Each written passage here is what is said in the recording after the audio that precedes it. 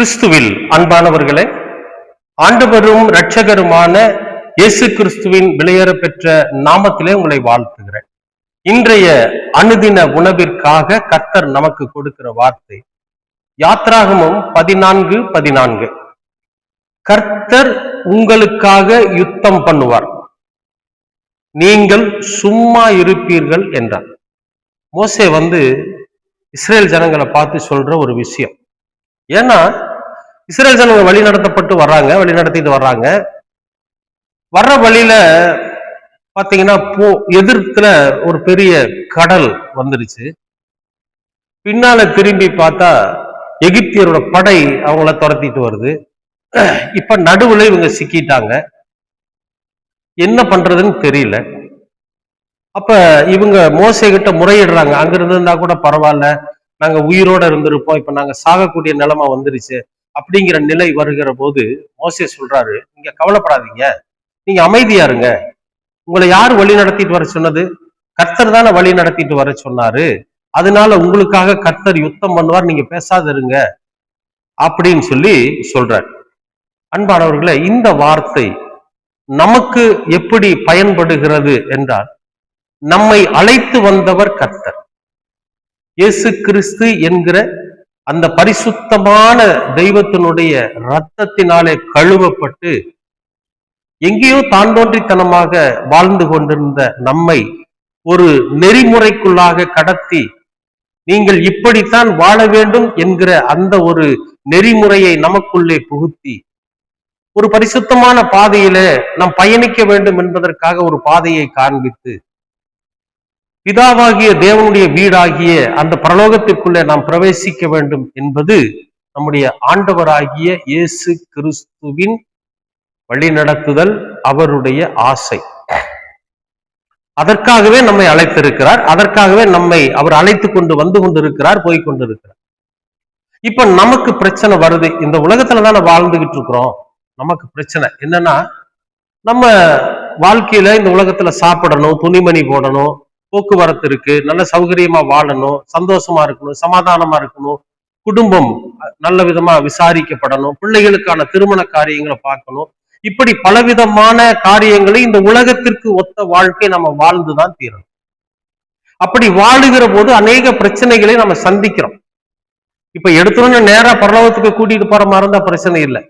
இப்ப இந்த உலகத்துல இதையெல்லாம் ஜமாளிச்சு இதையெல்லாம் வெற்றி கண்டதற்கு பிறகுதான் அங்க நாம போக முடியும். அதற்கான நம்முடைய இந்த வாழ்க்கை பயணத்துல நிறைய விஷயங்களை நம்ம சந்திக்கிறோம். சில நேரங்கள்ல நாம எல்லாத்தையும் நாமளே ஜமாளிச்சுட்டு போயிடுறோம். சாதாரண ஒரு பிரச்சனை, ஒரு 5000 ரூபாய் 10,000 ரூபாய் நமக்கு தேவைப்படுது, நம்ம எங்கேயாவது அதை கிரட்டி நம்ம என்ன பண்ணிடுறோம், அந்த காரியத்தை செஞ்சிடறோம். அல்லது திடீர்னு உடம்பு சரியில்லாத போயிருது, ஆஸ்பத்திரிக்கு ஒரு 500 ரூபாய் 1000 2000 செலவு தேவைப்படுது, அதையும் நம்ம என்ன பண்ணிடுறோம், ஜமாளிச்சுட்டு போயிடும். நம்மளால முடிஞ்சது சின்ன சின்ன தேவைகளை எல்லாம் நம்மளால ஜமாளிக்க முடியும். ஆனா இஸ்ரேல் ஜனங்களுக்கு முன்னால ஒரு பெரிய கடல் இருக்கு. ஒரு வாய்க்கால் இருந்தா கூட எதையாவது ஒண்ணு மரங்களை வெட்டி போட்டு அது மேல வச்சு கூட ஓடி இருப்பாங்க. ஆனா கடல், அந்த கடல் எங்க முடியுதுன்னு தெரியாது, ஆரம்பிக்கிற இடம் தான் தெரியும். இந்த பக்கத்தில் இருக்கக்கூடிய கரை தான் அவர்களுக்கு தெரிகிறது. அந்த பக்கம் இருக்கிற கரை எவ்வளவு தூரத்தில் இருக்குது, எவ்வளவு மைல் தூரத்தில் இருக்குன்னு தெரியாது. அதை ஒண்ணுமே பண்ண முடியாது. கடல் அதனுடைய ஆழம் என்னன்னு தெரியாது, அகலம் என்னன்னு தெரியாது. அப்ப அந்த இடத்துல நின்னுட்டாங்க. அவ்வளோ பெரிய பிரச்சனை அங்க முன்னால நிக்குது. பின்னால திரும்பி பார்த்தா இவர்களை கொலை செய்வதற்காக மிகப்பெரிய படை ஒண்ணு துரத்திட்டு வரும். அப்ப நம்முடைய வாழ்க்கையில கூட நம்மை நிறைய விஷயங்கள் துரத்திட்டு வரும். பசி, பட்டினி, பஞ்சம், இதெல்லாம் என்ன பண்ணுன்னு கேட்டீங்கன்னா நம்மளை துரத்திட்டு வரும். நாம ஓடுறோம், இதையெல்லாம் ஜமாளிச்சுட்டு அதையெல்லாம் ஒண்ணும் இல்லாத பண்ணிட்டு நாம என்ன பண்ணிடுறோம், ஒரு இலக்கை நோக்கி பயணிச்சுட்டு இருக்கிறோம். ஒரு நல்லதொரு வியாபாரத்தை தேடி போறோம், அல்லது வேலையை தேடி போறோம், அல்லது நல்ல விஷயங்களை தேடி போறோம், ஊழியத்தை தேடி போறோம். இப்படி போகின்ற போது எதிரில பாத்தீங்கன்னா ஒரு மிகப்பெரிய பிரச்சனை தடை நிற்கும், கடல் மாதிரி. இந்த தடையினுடைய எல்லை என்னன்னு நமக்கு தெரியல, எதோட இது முடிய போகுதுன்னு நமக்கு தெரியல. அன்பானவர்களே, இப்ப நம்ம என்ன பண்றது? இந்த தடைகளை உடைக்கணும், பின்னால வரக்கூடிய பிரச்சனைகளை நாம சமாளிக்கணும். இப்பதான் நம்ம ஆண்டவரை தேடுறோம். ஆனா இந்த வார்த்தை என்ன சொல்லுது? கர்த்தர் தான் உங்களை அழைச்சு வந்தாரு, நீங்க முழு நம்பிக்கையோட இருங்க, கர்த்தர் உங்களுக்காக யுத்தம் பண்ணும். அப்ப நம்ம முழு நம்பிக்கை அவர்கிட்ட வைக்கணும். ஆண்டவரே, நீங்க தான் அழைச்சு வந்தீங்க, இந்த பாதையில நான் பயணிக்கிறதுக்கு காரணமா இருக்கிறவர் நீங்க தான், எனக்கு இவ்வளவு பெரிய தடை முன்னால நிக்குது, நீங்க தான் எனக்கு பாதுகாப்பா இருக்கணும், அந்த தடைகளை உடைத்து போட வேண்டும் அப்படின்னு சொல்லி கர்த்தரோட சமூகத்துல நாம ஜெபிக்கிறப்போ எப்பேற்பட்ட தடைகளையும் உடைத்தெறிகிற கர்த்தர் இன்றைக்கு உங்களுக்கு முன்பாக பயணிக்கிறார்.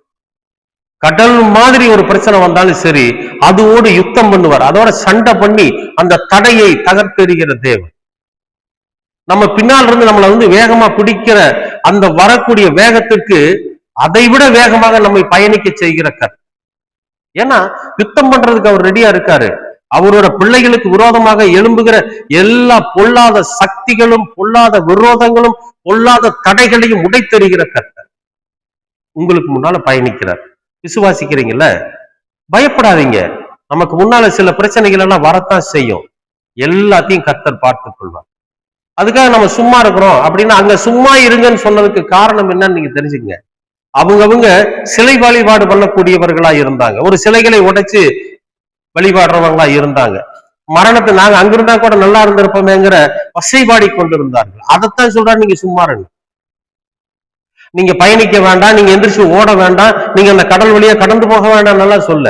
அவர் சும்மா இருங்கன்னு சொன்னது என்னன்னாக்கா, அந்த தேவனை தூஷிக்கிற அந்த வார்த்தையை நீங்க பயன்படுத்தாதீங்க, உங்க வாயை வச்சுட்டு சும்மா இருங்க. ஒருவேளை நாங்க ஏதாவது ஒரு இஷ்ட தெய்வத்தை வணங்குறதுக்கு ஏதாவது செய்யறதா அந்த மாதிரியான எண்ணங்களையெல்லாம் விட்டுட்டு சும்மா இருங்க. அப்ப நாம நம்முடைய தடைகளை உடைப்பதற்கு தவறான வழிகளை பயன்படுத்தாமல் நம்ம சும்மா இருந்தா போதும். தப்பானவர்களுடைய உதவி கேட்காமல் நம்ம சும்மா இருந்தோம்னா போதும். பண ஆசை உள்ளவர்களிடத்தில் நாம நம்முடைய கஷ்டத்தையும் நம்முடைய தடைகளையும் சொல்லி நாம சிக்கிக்காம இருந்தா போதும். அதைத்தான் சொல்றேன், நீங்க சும்மா இருங்க. கடவுளை நம்பிட்டீங்களே, அவர் உங்களுக்காக யுத்தம் பண்ணுவார். அன்பானவர்களே, இந்த காலை நேரத்துல எந்த பிரச்சனையா இருந்தாலும் சரி, உங்களுக்காக, எனக்காக, நமக்கு முன்பாக கர்த்தர் முன்னும் பின்னும் இடமும் வளமாக நிற்கிறார்.